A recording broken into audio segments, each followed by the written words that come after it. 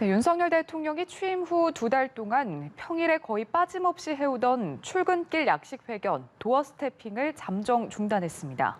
대통령실은 코로나19 재확산을 예방하기 위해서라고 설명했는데 지지율 추락 속에 메시지 관리에 들어간 거란 분석도 나옵니다. 정주희 기자입니다.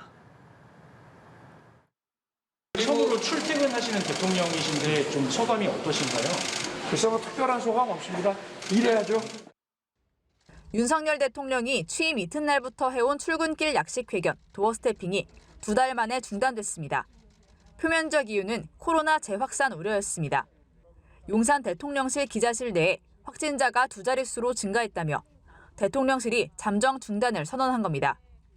이와 함께 윤 대통령의 공개 행사에서 기자단의 직접 취재를 최소화하고 대변인 브리핑도 가급적 서면으로 하겠다고 덧붙였습니다.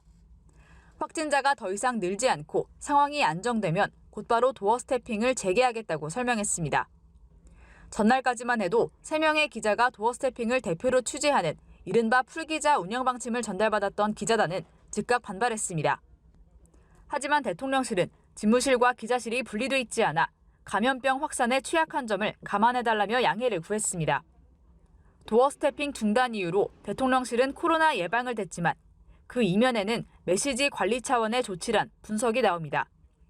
윤 대통령이 국민과 자주 소통하겠다며 도어 스태핑에 적극적인 모습을 보였지만 정제되지 않은 발언과 행동이 크고 작은 논란으로 이어졌기 때문입니다. 문재인 전 대통령 약산 사적 시위 계속되고 있는데 어떻게 보고 계신지 궁금합니다.